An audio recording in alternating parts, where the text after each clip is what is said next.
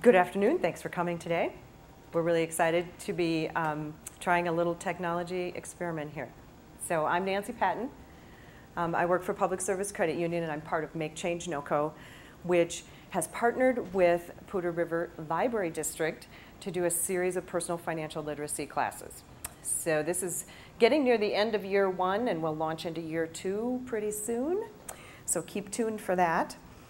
We're going to talk today about steps to financial freedom. So I'm curious if you guys have what you think we would cover today. What do you think would be a step to financial freedom?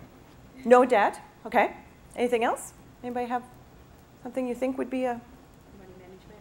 Money management in general, Sometimes that's called budgeting, okay, So, according to your cool handout and according to the cool Prezi presentation, we are going to cover four things. One is money personalities, setting goals, budgeting, and credit are the four steps that we've chosen to talk about today. So we're going to start with money personalities, which was kind of fun to do some research on. Depending on which researcher you talk to, there are anywhere between 2, 4, 5, 6, 9 different types of money personalities. So we're going to actually take a little test in a minute and all of that, but some of the labels that they've put onto money personality types are things like spender, saver, flyer, risk taker, hoarder, avoider, hunter, miser, producer, high roller, achiever. So depending on who you talk to and what test you take, you might be a high roller or a miser or somewhere in between. I think the point that we want to touch on with money personalities is that it's really important that you understand that money is personal and money is emotional. And so different people have different approaches. So we're going to get warmed up a little bit by taking a test. So I have some questions for you. Get out your high-tech true-false voting device. Yes. Okay, so here are some true-false questions. You can vote by showing me true or false. I spend more money if I use cash instead of plastic. Okay? You guys are that's the way most Americans think, is that they are actually going to spend more on plastic using plastic. Okay? There are, though, definitely people who spend more if they have cash. So I know some of them. And if they've got cash in their pocket, it just burns a hole until it's gone. So everybody's different. But so that was question number one. And has anybody seen this bumper sticker? I'm spending my kids' inheritance. So is that true or false for you personally? Yes, I'm spending my kids' inheritance. I saw varying responses. So the point there would be that when it comes to end of life, people have different philosophies on what they want to exit this world with regarding money. Are they leaving it? Are they spending it? Is it going to the dog? You know, what are you going to do? So that's a personality question. Okay, so here's a statistical question. Have to have some numbers. As of early in 2012, so this is very current, more than 50% of adults have zero savings. True or false? Okay, you guys all unanimously voted true. It's actually better than that. It's 39%. So a mere 39% of American adults have zero savings. So you can sigh or however. Here's another statistic. More than 50% of divorce is due to money-related issues. True or false? And that one is true. It is more. It's 72% of divorce is related to money issues, which is partly why we talk about the personality issue. Okay, so true or false for you, it's important to shop locally. Okay, so again, differing opinions. Now, there's no right or wrong answer to that. That's just a money personality. It has to do with, we've talked about things like saving. This one was about spending. What's important to you personally regarding how you spend your money? So I hope that triggered a little thought for you. We're actually going to take a money personality test. So get out those pens. There are 14 questions on here. There's some on the front, there's some on the back. And take your time. Well, you can take your time, but I would encourage you to not think too much. Just get an answer and circle it and go. So take the test, and then we'll talk about the categories that you might end up in. And then as you wrap up, just count up how many A answers you had and how many B answers. You know, I looked at a couple of online ones and a couple of print ones, and I also felt like many of them didn't touch my answers or my questions or my emotions. So fortunately, there are lots to choose from if you're serious about figuring out a little more about how you feel about money. So I'll give you some other resources. So just curious, did you find that you were mostly answering one of the things? You were all over the place? Okay. Kyle, did you answer mostly one way? Yeah, I wasn't like really thinking. Okay, I'm thinking pretty strongly you are a B then. On this. So, and this nice lady was all over the place, didn't have any consistent pattern at all. The theory is that you're supposed to find consensus in your answers, and for this particular researcher was focusing on money motivations. So what is your purpose in handling money? What is your motivation? So the A's were freedom people. They use money for freedom, and the personality types would maybe be they're independent people. They tend to be very rich or very poor. Money provides excitement, adventure, and new experiences.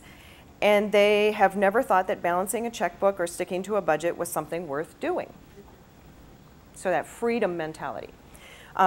The B people are security seekers. So safety and predictability are important. They stay at the same job for a long time. Let's hope that one's true for Kyle.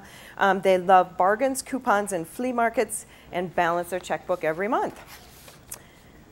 C's are power people, so their motivation in handling money is a power focus. Try to find a polite way to say that. So they tend to drive for success. They love competition. They like to assign details to others.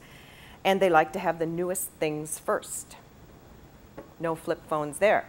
And then the last category was appreciation, using money for appreciation, spending money to bring pleasure to relationships.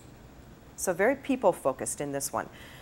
Think money is a way to make life more meaningful to friends and family. And they may find themselves in conflict between saving money and spending money.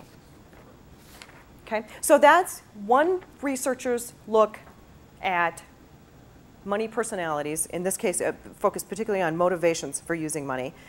And take a look at, so why does that matter? Why would you even care about if you had a money personality? So some of it's personal control. You know, what are my tendencies? So if I know that I'm emotionally going to go spend when I feel bad, that's something to learn and watch for. Any other reasons? So I see some value in what you've just stated. But I guess I would like to challenge us that it's not necessary that there are right or wrong answers. And so, particularly in a relationship, to be able to compromise and understand the fact that this is how I think about money, and this is how you think about money, and how are we going to make the decisions on a daily basis to make this work. So if the teens are thinking one way and the parents are thinking another, there's got to be some conversation or there's going to be conflict. So some conflict and relationship strengthening by understanding some money issues. For me, it's been helpful to avoid putting people in categories or judging some things, because sometimes people simply don't care. That's who they are. I wasn't brought up that way. It's hard for me to let go of that. I mean, I teach financial wisdom, you know, but some people seriously just simply don't care. So have to be able to accept that, which is hard for me. So that's why we might care. I want to share with you, Purdue Extension has a series of 3 worksheets And that information should be on your handout. And the three worksheets are one about emotions and one about profiles, like we just took, only it's a longer test. So that's why I didn't use that one. And then it gives a worksheet for family discussion. So if you are in a family situation where you need to talk about this money focus direction with somebody else, it would be a good resource for you. Okay, so money personalities is something to consider as you look at achieving financial freedom. The next one was to set goals. We're going to talk specifically about financial goals, but some of this information applies to any sort of goal setting that you want to do. So, who earns more, professional athlete or you? Okay, yeah, it's a no-brainer for me. And yet, 60 to 80% of pro athletes are going broke 2 to 4 years into retirement. Let me give you another statistic, this one. 60% of NBA players spend their entire fortune 5 years after retirement. Making millions of dollars 5 years after they retire, everything's gone. So you guys are way smarter than that. These athletes obviously know how to set performance goals, but they didn't set some financial goals. And again, I'd like to stress that it's not necessarily what you have to work with, it's how you work with what you have. So whether we have billions of dollars or 5,000, what are we going to do with it? So here's some goal setting tips. When you think about financial goals, in general, we talk about 3 kinds of goals. So short term, and you're going to use that money within the next 6 months or so. Can anybody think of a short-term goal that you would want to set aside some money for? A trip, maybe? Yeah, going to have a fun weekend, and you know you're going to eat out, and you know you're going to get tickets to something, the Madonna concert, whatever, you know. And so it's something that you can achieve just by setting aside a little bit within a few months, okay? Let's talk about a midterm goal, something that you're going to save for the next 1 to 5 years. An example of that? Yeah, so some first year of college, some people go directly to vehicles when they think about this one. It's either going to make a vehicle purchase or a vehicle down payment.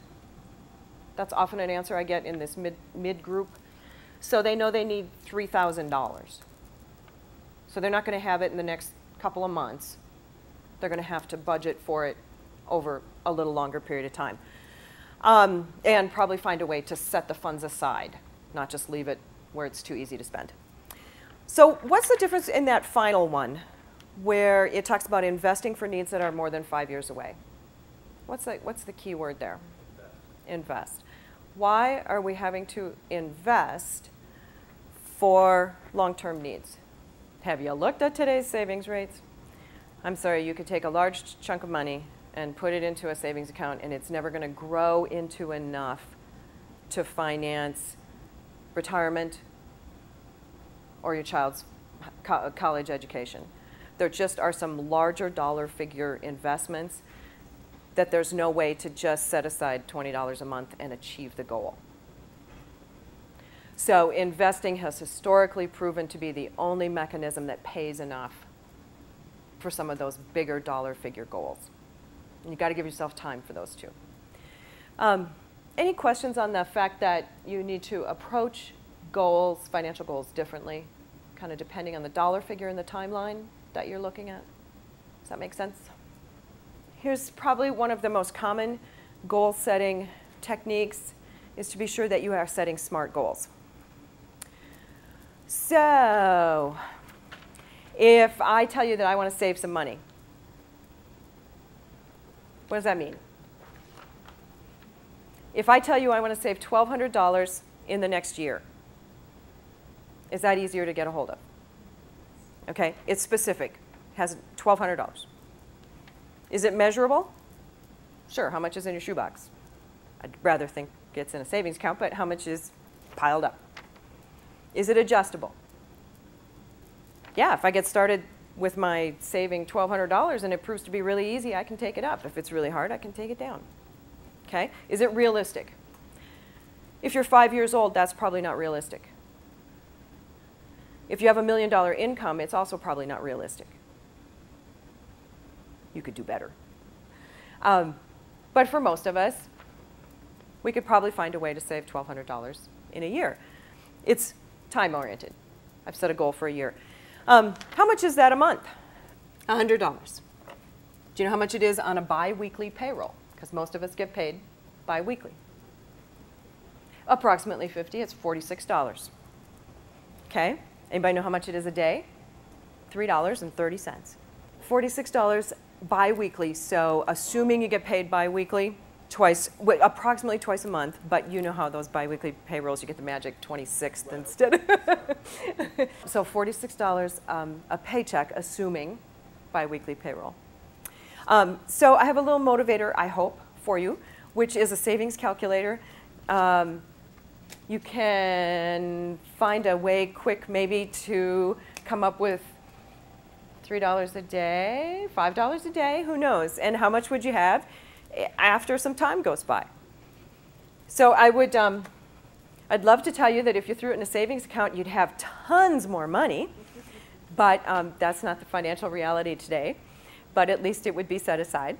So hopefully that's an encouragement for you that sometimes if you break it down to something that's a little more manageable, like a couple bucks a day or $10 a week or whatever it takes, to set aside a little bit of money. So another example of this would be that if you know that in 2 years you are going to take a vacation, you'd know approximately how much it was, you'd figure out approximately how much you needed to save each chunk of time in order to get there. Same thing with a down payment on a house, same thing with a down payment on a car, same thing with an extravagant party to celebrate child's graduation, you know, whatever it is. Break it down into usable chunks over a realistic time period. So SMART goals are great ways. You can apply SMART goals to all kinds of, next time you want to run a marathon, break it down, break your training schedule down that way. Okay, everybody's favorite topic. What's the B word? Budgets. Okay. They call them spending plans. They call it all kinds of pretty names. It's a budget, and it's a record of how much is coming in and how much is going out. I was teaching a budgeting class specifically at an employer one day, and one of the class members said that he had a friend who was making pretty good money, and he ate out a lot. Single guy. He'd go out and have a nice dinner. He'd eat out for lunch, have some drinks on the weekend. And he really wasn't paying much attention, but he finally sat down and did a budget and realized he was spending $14,000 a year to eat out. So for him, it was affordable. He could do that and not go broke and still pay his bills. But that isn't what he wanted to do with $14,000. So it took the discipline of sitting down and actually performing a budget plan before he realized, I'm going to find some other ways to spend $14,000. So I wish that budgeting were easy. It is simple, but it is not necessarily easy.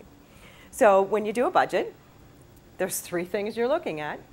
How much is coming in, how much is going out, and what's the difference between those things? What's the balance going on? Okay? So let's talk a little bit about each one. When you look at income, it's important, I mean, the obvious one is your paycheck. Okay, all the paychecks in the household. What are some other things that are income that maybe require a little more thought or planning? Anybody get a tax refund? Does anybody have a wealthy grandma that sends them money on their birthday? Anybody have a dividend of some kind that comes in once a year? So sometimes there are some specific incomes that are unique and not just that monthly paycheck, so just think about those, okay? On expenses, it's kind of the same way. Occasionally there's something that's unique. Maybe you pay your insurance annually instead of monthly. Maybe you have the car registration only comes up once a year. Some families, it seems like all the birthdays fall in one month, and so suddenly in September you're spending all your birthday money for the entire year. So there just are some things with expenses as well that you want to think about when you're trying to figure out what's really going out the door. Who's familiar with Pay Yourself First? So the idea on Pay Yourself First is that out of all the expenses that are due, even before the rent or mortgage or phone bill, savings is the first item that goes off your budget, off your expenses. Okay? It is hands down the most widely accepted financial bit of advice anyone will ever give you is pay yourself first. And we'll talk about some ways, some impacts it has. Sometimes it's as simple as $10. Every time you get paid, $10 going away. Sometimes you can afford more. Sometimes that $10 is a real stretch. It is probably the single most important discipline that you can do to beat the system, is to pay yourself first. So if you're prioritizing your expenses, if you can squeeze a little right off the top, that would be your best first step. That's pay yourself first. And then as you're tracking, you'll see what else is important. I mean, obviously you can choose to eat bean burritos instead of lobster, but it's pretty important to make your house payment. So things have a natural priority when you're listing those out. There are so many ways to track those expenses. So probably the biggest thing is paper or plastic, paper or electronic. Depending on who you are, how are you going to track both income and outgo? So does anybody currently use a budget? Does anybody currently track what they're spending? Okay. Overachiever. Some classic ways to do that are online. I had somebody on Monday night who uses Mint. And what happens with Mint is that, and many financial institutions have this set up in their online banking. As you spend money in your checking account, you're able to designate what category that goes in. So every month when money leaves your checking account to go to the utilities or house payment, always at the same gas station, those things are easy. That's a repeat payment that's going to the same place, and it's easy to understand, and you just mark it that one's going into utilities, whatever. And it will automatically, every time you write something to Texaco, it knows that that's a gasoline expense. So that's a cool way to set up, and many financial institutions have that in their online banking programs, and then Mint is another source of that. I put Bankitis up there because there is a super simple budgeting spreadsheet in Bankitis. So if you're just getting started, I think this is probably the most painless way to do it. It is not overwhelming. It does the math for you, if that's an issue. Does the math for you, and the categories are simple, and you can just plug the numbers in, and it's going to figure out how much you're spending in those categories. Okay, so that's on Bankitis under Resources. There's a tab for Resources. So like I said, most financial institutions also have some kind of budgeting tools. They have some educational options almost always. So look for that. Quicken is another accounting software kind of way to track a budget. If you are a nerd and love spreadsheets, you might want to create your own custom spreadsheet to do your budget, but not everybody's prone to that sort of thinking, so it depends on who you are. And back in the old days, I used to actually use the old budget book. They still sell these if you're a paper and pencil kind of person and don't mind running a calculator to run the numbers instead of having the spreadsheet do it for you. It literally it's doing on a piece of paper what you do on a spreadsheet or whatever. It's how much is coming in, how much is going out, in what category for a whole month. And then you start over the next month. I probably did these for 6 or 8 years, writing down every expense that our household had, and it was immensely helpful to get a grasp on what's going on. We got paid monthly, and it was commission sales, so I never knew how much was coming in, and this thing saved me. I at least had a feel for how much I needed to plan for to buy enough groceries to feed 3 kids. So you can do it in a notebook with a picture of Hawaii on the front if that's what motivates you. You can do it on a custom spreadsheet if you're a nerd. You can do it whatever way makes you happy. You can do it over beer and wine. I don't care. Just find a way to motivate yourself to keep track of what's coming in and what's going out. You need to do it for several months because there are trends, you know, like the unexpected birthdays and the unexpected car repair and the things that happen. So you need to do it for several months for sure to get an accurate feel of how much is really coming in and how much is really going out. Does anybody have specific questions about the budgeting? I mean, it really is how much is going in, how much is going out. What's the difference? Are you on the positive side? Then where are you going to put that extra money? Are you on the negative side? Are you going to earn more or spend less? What's the most frustrating part about a budget? Yeah, you know, I mean, to me, I think it's taking the time to figure it out because you come home from Target and you have a receipt that says you spent $65. Well, it doesn't just go in a category. You got to bust it out, and you got to take some time and go, well, 25 was clothes, and 25 was a birthday gift, and you know. So it takes a little time and discipline, and you come home from Target, and the last thing you want to do is sit down in front of the silly piece of paper and bust it all out. But at some point, I go back to the guy who was spending $14,000 on eating out. It's not that he couldn't do that. It's not, he didn't want to do that. And until you actually track it, you can't know what you're really doing. How many of you heard of the envelope method of spending? Okay, so you get your paycheck, you turn it all into cash, and you put it in the medical and the clothing and the groceries. Okay, you can do the same thing with receipts. If there's no way you're going to come home and write down everything, throw the receipt in an envelope. At the end of the month, paperclip them together, run the numbers, and you know, I mean, so whatever system it takes for you, maybe you are the kind of person that can come home and bust it all out to the penny, but not many of us are that way.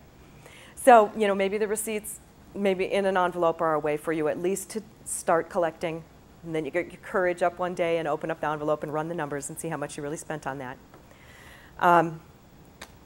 Questions on budgets? Wish it was easy. It is simple. Some of it is, that's classic advice. The more you do something, the more comfortable you are with it, the more it's a habit. What do they say? It takes like 3 months to establish a habit. So, you know, those receipts, it's going to take you a little while to establish the habit. And you know, there is incredible power in knowing where you stand. And so a lot of times people who start doing budgets do get kind of hooked on it because it's like, oh, I wonder how much I did this. I wonder if I beat it this month, you know, or telling your money where to go. Yeah. You are telling your money where it should go. There's lots of good choices of resources on budgeting. I noticed Amy brought several books on that and that kind of thing. If that's the kind of learner you are, otherwise there's great resources online for budgeting. Okay, so our fourth topic, our fourth step in financial freedom is credit. Why is credit one of these steps? Why does credit influence your finances? Credit's expensive. So if you're looking for ways to figure out your money going where you want it to go, you need to be very aware of what credit does to your budget, to your money. Okay.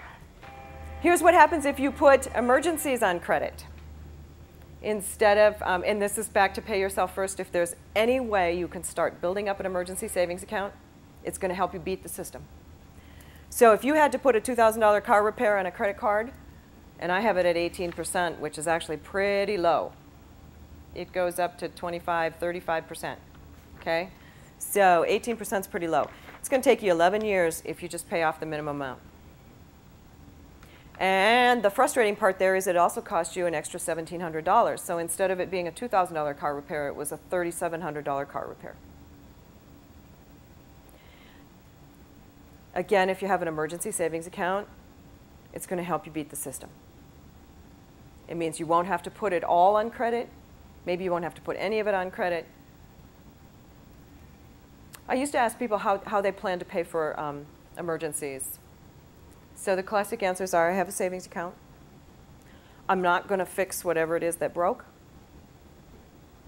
So, you know, I'm going to ride the bus or ride my bike or whatever instead of fixing the car until I save up enough. And the credit card is probably the easiest 3 ways that people deal with something going wrong with an emergency. So, does anybody have any spectacular other plan that they use? You know, they buy lottery tickets and hope that that's going to, yeah, okay. Rich relatives, I guess that one comes up every now and then.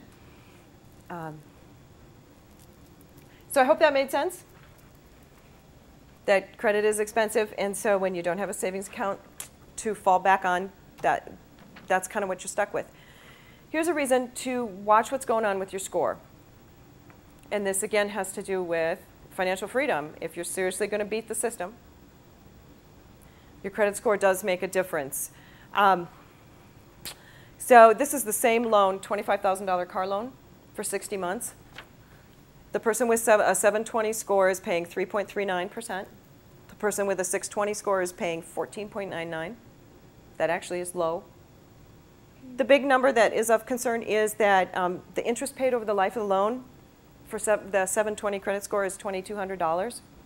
The interest paid over the life of the loan for the 620 credit score is $10,677, which means on one car loan, managing your credit score or not managing it cost $8,000. So this is why credit is on our list of steps of financial freedom, because understanding how credit works can save you a whole lot of money. A lot of money. So that's the score itself on lending. So if you were going to lend, borrow money, managing your credit will save you a lot of money. First of all, we try not to use credit. Who was it that said no debt when we got started? So first of all, we try not to use debt. Then when we use debt, we try to do it the best way possible, which is at the lowest interest rate possible. Who else is looking at your credit that could save you some money? So how many of you knew that insurance companies base their rates on what your credit score is? Did anybody know that?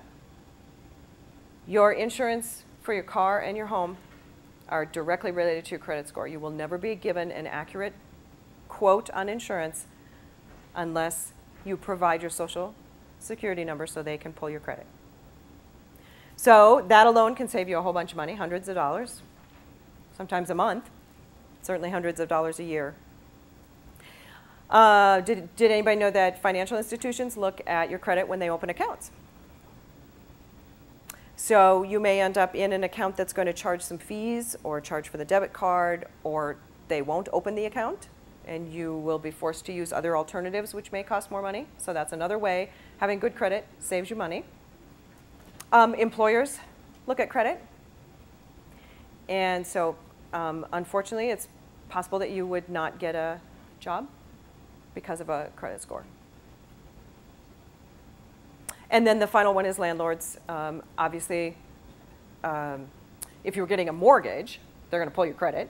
But even just renting, and even renting not from large apartment complexes, but renting from mom and pop organizations who might be renting out a basement or something, they have the ability to pull credit, and they use that as a determiner of your security deposit and if you will be given the rental unit. Does anyone have questions on this part of the fact that credit can influence your financial life? Absolutely. I guarantee you there is not an insurance company who will give you a car quote without pulling your credit. Yes.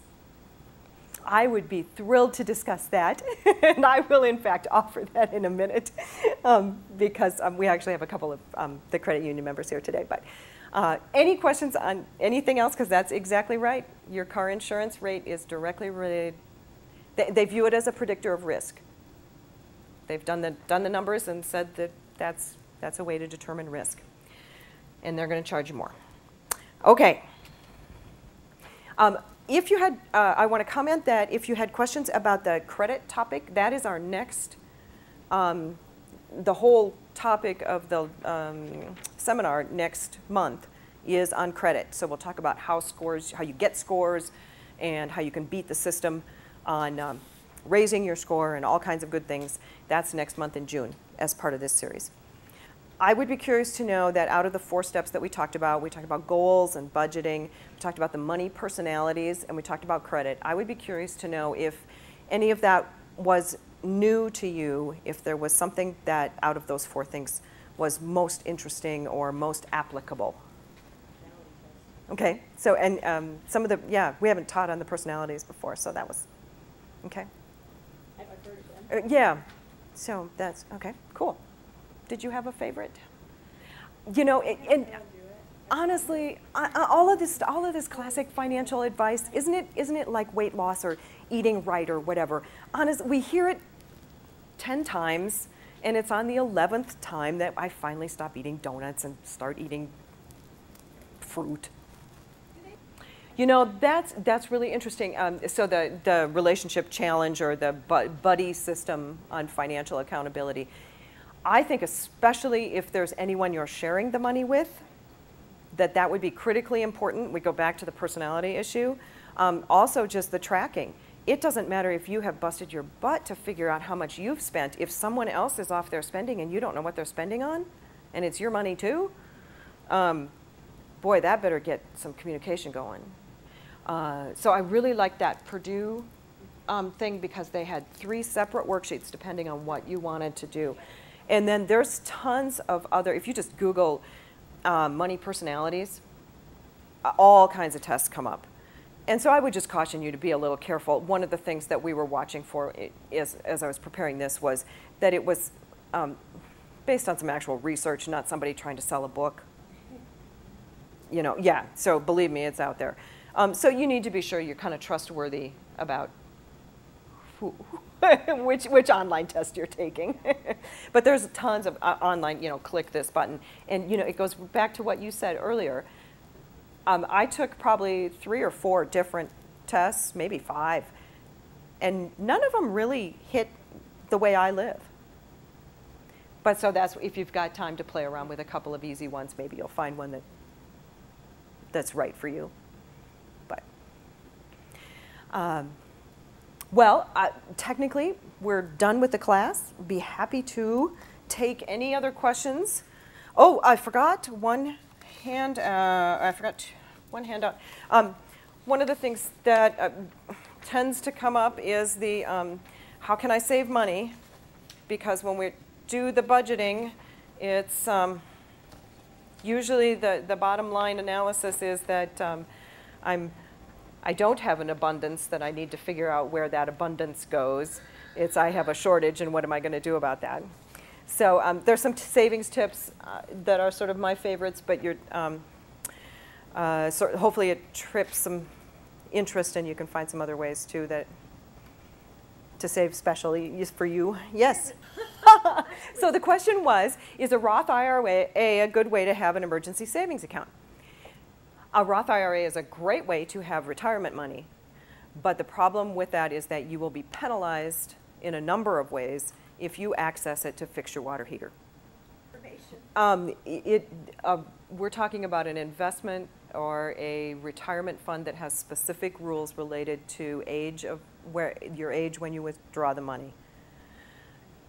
So, so classic financial advice is to have emergency funds available for fixing the water heater in the car and the broken leg and the parking ticket. Those things that catch us off guard. That is very accessible, just real easy to get to.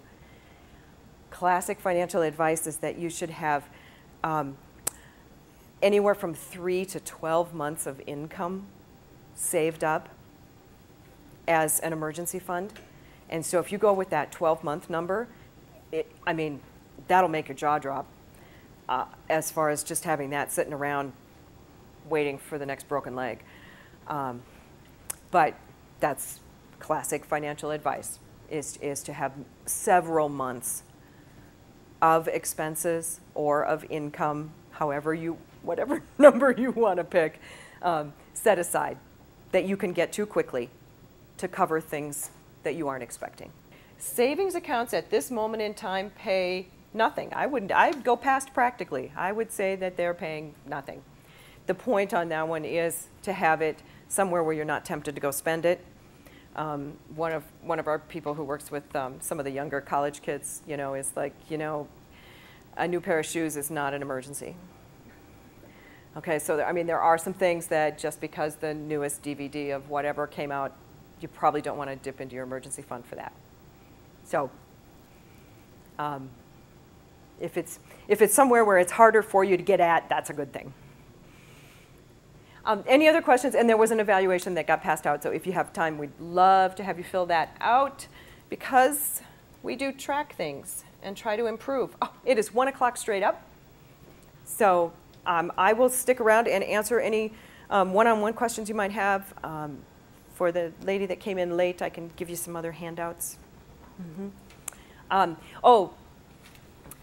She mentioned that Public Service Credit Union is offering credit score analysis, and that is very true.